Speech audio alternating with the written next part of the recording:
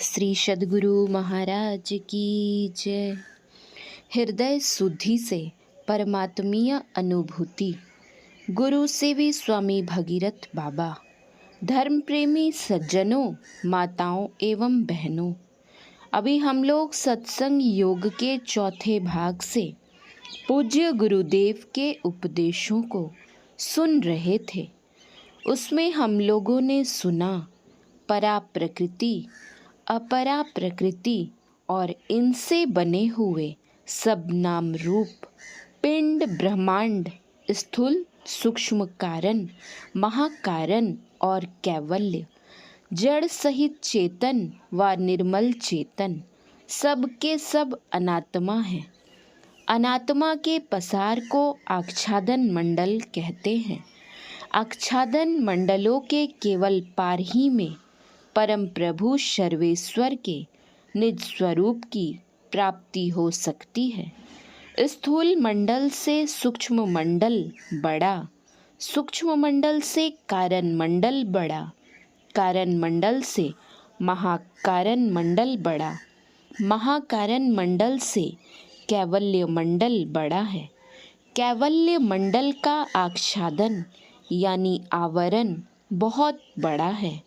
इन विशाल से विशाल मंडलों के आच्छादनों से परम प्रभु परमात्मा आच्छादित नहीं हो सकता। इन आच्छादनों में भी वे व्यापक होकर यानी घुसकर कितने बाहर हैं, इसका कोई अंदाजा भी नहीं लगा सकता। इसलिए उसको निरुपम कहा गया है।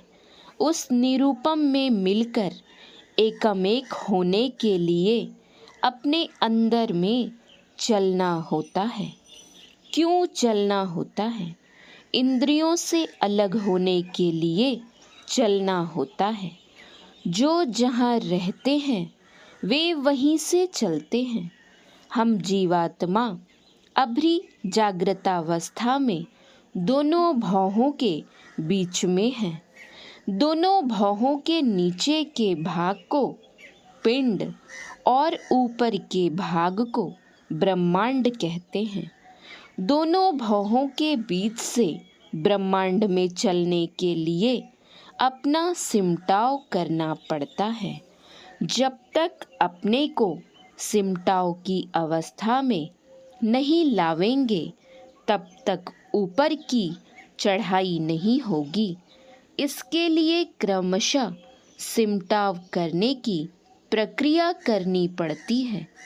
क्रमशः सिमटाव के लिए सबसे पहले परमात्मा के बहुत से नामों में से एक नाम का मानस जप करना होता है और जप करने की कला से जप करना होता है, क्योंकि जप करने से ही हृदय की शुद्धि होती है।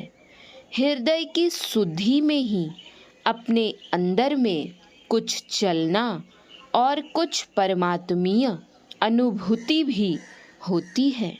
अगर यह अनुभूति की बात किन्हीं को कह देते हैं तो अनुभूति होना बंद हो जाता है। अंदर की अनुभूति एक तरह की नहीं होती है। कभी कभी साधक को जप करते समय खूब जोर से आवाज़ भी सुनाई पड़ती है, कभी कुछ दिखाई भी पड़ती है। जप करने से जपात सिद्धि भी प्राप्त हो जाती है, यानी एकाग्रता से जप करके किसी को कुछ कह देते हैं तो वह हो जाता है। अंत साधन का आधार जप ही है। इससे और विशेष सिमटाव के लिए मानस ध्यान करना पड़ता है। किनका ध्यान करना पड़ता है? गुरु जिनका ध्यान करने के लिए बतला दिए हों उन्हीं का ध्यान करना होता है। मानस ध्यान करने में श्रद्धा ऐसी हो कि जिनका हम मानस ध्यान करते हैं वे परमात्मा के सगुण साकार रूप हैं। इनसे बढ़कर कोई नहीं है। भगवान शंकर ने माँ पार्वती जी से कहा है, गुरु देवो गुरु धर्मो गुरु निष्ठा परम तप गुरु परतरम नास्ति त्रिवार्यम कथयामिते। गुरु ही देव है, गुरु ही धर्म है, गुरु निष्ठा ही परम तप है। तीनों लोकों में गुरु से बढ़कर कोई नहीं है। यह मैं 3 बार कहता हूँ। मानस जप करने से जितना सिमटाव होता है, उससे अधिक सिमटाव मानस ध्यान करने से होता है।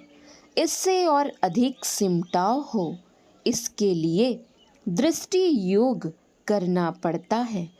दृष्टि योग में दोनों आँखों की दृष्टि धारों को मिलाना यानी जोड़ना पड़ता है। अगर कोई गुरु की दया से दृष्टि की धारों को जोड़ लेता है तो उसके अंदर बिंदु का उदय होता है। वही बिंदु जीवात्मा को और ऊपर सरकाकर ब्रह्म प्रकाश और ब्रह्मनाद दिखाता व सुनाता है। पूज्य गुरुदेव महर्षि में ही परमहंस जी महाराज की वाणी में है, बिंदुनाद अगुआई तुम ही ले जाएंगे, अरे हारे में ही ज्योति मंडल सहनाद की सैर दिखाएंगे। इतने में ही जीव का परम कल्याण नहीं होता है। परम कल्याण के लिए इसके आगे की साधना करनी पड़ती है। इसके आगे की साधना है नादानुसंधान यानी नाद की खोज, शब्द की खोज। किस शब्द की खोज? जिस शब्द से सारी सृष्टि बनी है, उस शब्द की खोज। दृष्टि धारों को जोड़ने पर साधक अपने अंदर अनहद शब्द यानी बहुत से शब्दों को सुनते हैं। उन्हीं अनहद शब्दों में उस शब्द की खोज करनी पड़ती है जिस शब्द से सारी सृष्टि बनी है। इसी के लिए शब्द अभ्यासी गुरु के पास जाना पड़ता है। बिना गुरु के उस शब्द की खोज की जानकारी नहीं होती है। गुरु बतलाते हैं कि वह शब्द ऐसा है और उसको सुनने के लिए यह काम करना होगा। शब्द अभ्यास करने में आँख, कान और मुंह बंद करना पड़ता है। गुरु नानक साहब ने कहा, तीनों बंद लगाए के सुन अदहन तन कोर, नानक शून्य समाधि में नहीं सांझ नहीं भोर। अगर कोई शब्द अभ्यास ठीक से और अधिक समय लगाकर करते हैं तो करते करते अगर गुरु की दया से वह एक शब्द सुनने में आ जाता है तो उस जीव की आत्मदृष्टि खुल जाती है। तब उस जीव का परम कल्याण हो जाता है। इस काम में सफलता मिल जाए, इसके लिए जितने भी महापुरुष हो गए हैं उनका कहना है कि उस साधक को हमेशा अपने को वैराग्य में रखना होगा। वैराग्य यह कि संसार में अकेले आए हैं, अकेले चले जाएंगे। कुछ भी हाथ में नहीं लाए थे, कुछ भी साथ में नहीं जाएगा।